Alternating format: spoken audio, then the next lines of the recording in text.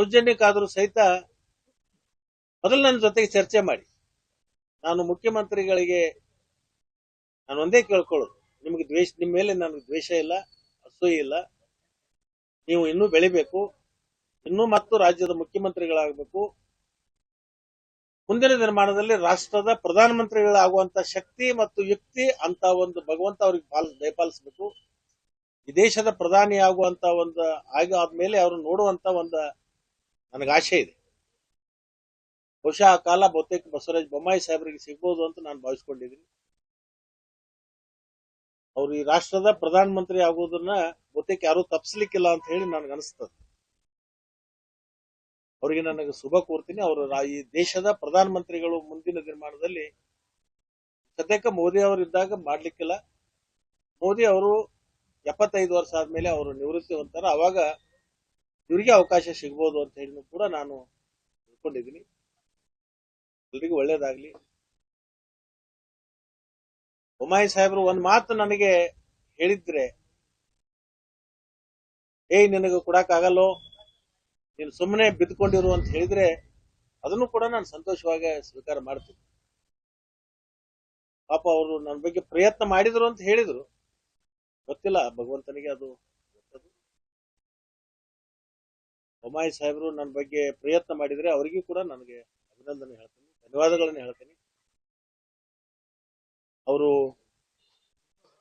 ವಿಧಾನ ಪರಿಷತ್ತಿನ ಸ್ಥಾನವನ್ನ ಅವರಿಗೆ ಕೊಟ್ಟು ನಿನಗೆ ಅಭ್ಯರ್ಥಿಯಾಗಿ ಮಾಡಬೇಕು ಅಂತಕ್ಕಂಥದ್ದನ್ನ ನಾನು ಗಮನದಲ್ಲಿ ಇಟ್ಕೊಂಡಿನಿ. ಅದ್ರಗೋಸ್ಕರನೇ ನಿನ್ನನ್ನ ವಿಧಾನ ಪರಿಷತ್ತಿನ ಸದಸ್ಯನಾಗಿ ನಾವು 2ನೇ ಬಾರಿಗೆ ನಾವು ಮಾಡ್ತಾ ಇದ್ದೀವಿ ಅಂತ ಹೇಳಿ ಅವ್ರು ಹೇಳಿದ್ರು. ಪಾಪ ಅವ್ರದ್ದೇನೋ ಶಕ್ತಿ ಅಲ್ಲಿ ನಡೆದಿರ್ಲಿಕ್ಕಿಲ್ಲ ಅಂತೇನೋ ಇರ್ಬೋದು.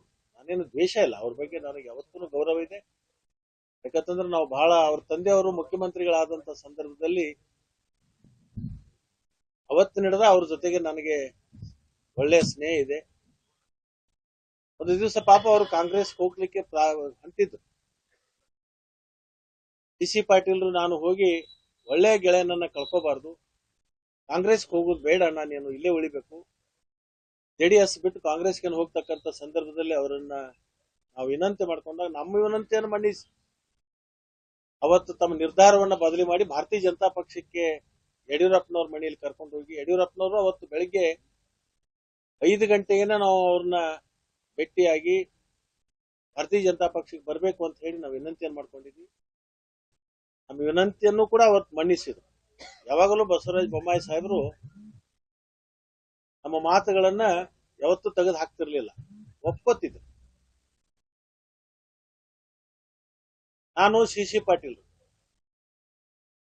ಇಬ್ರು ಹೋಗಿ ವಿನಂತಿ ಮಾಡ್ಕೊಂಡಾಗ ನೀವು ಭಾರತೀಯ ಜನತಾ ಪಕ್ಷಕ್ಕೆ ಬರಬೇಕು ಅಂತ ಹೇಳಿದಾಗ ಒಪ್ಕೊಂಡು ಯಡಿಯೂರಪ್ಪನವ್ರನ್ನ ಅವತ್ತು ಬೆಳಿಗ್ಗೆ 6 ಗಂಟೆಗೆ ಬೊಮ್ಮಾಯಿ ಸಾಹೇಬ್ರ ಮನೆ ಕರ್ಸ್ಕೊಂಡಿವಿ.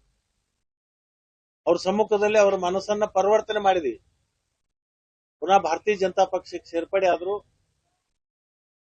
ಅಲ್ಲೊಬ್ರು ಸ್ವತಂತ್ರವಾಗಿ ಆಯ್ಸಿ ಬಂದಿರತಕ್ಕಂತ ಒಬ್ಬರು ಅಭ್ಯರ್ಥಿ ಇದ್ರು. ಅವ್ರು ನಮ್ಮೂರ ಅಳಿಯರು. ನನ್ನ ಒಬ್ಬ ಸ್ನೇಹಿತನ ಸೋದರಿಯನ್ನ ಅವ್ರಿಗೆ ಕೊಟ್ಟಿತ್ತು. ಅವರು ಸ್ವತಂತ್ರ ಅಭ್ಯರ್ಥಿಯಾಗಿ ಅವತ್ತು ಗೆದ್ದು ಬಂದಿದ್ರು. ಅವರ ಸ್ಥಾನಕ್ಕೆ ಇವರು ಆಯ್ಕೆಯಾಗಿ ಬೃಹತ್ ನೀರಾವರಿ ಸಚಿವರಾಗಿ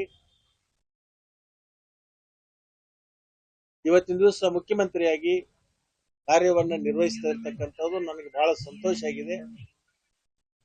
ಅವತ್ತೇನು ನಾವು ಬೊಮ್ಮಾಯಿ ಸಾಹೇಬರಿಗೆ ಅವ್ರನ್ನ ಬೇರೆ ಕಡೆ ಹೋಗ್ತಕ್ಕಂಥದ್ದು ನಿಲ್ಲಿಸಿ ಭಾರತೀಯ ಜನತಾ ಪಕ್ಷಕ್ಕೆ ತಂದ ಮೇಲೆ ಅವರಿಗೆ ಬಹಳ ಒಳ್ಳೇದಾಯ್ತು. ಇವತ್ತು ಮುಖ್ಯಮಂತ್ರಿಗಳಾಗಿದ್ದಾರೆ. ಮತ್ತೆ 2ನೇ ಬಾರಿಗೆ ಮುಖ್ಯಮಂತ್ರಿಗಳಾಗಬೇಕು ಅಂತಕ್ಕಂಥ ಹಂಬಲವನ್ನು ಇಟ್ಕೊಂಡಿದ್ದಾರೆ. ಬಹುತೇಕ ಆಗ್ಲಿಕ್ಕಿಲ್ಲ ಅದು.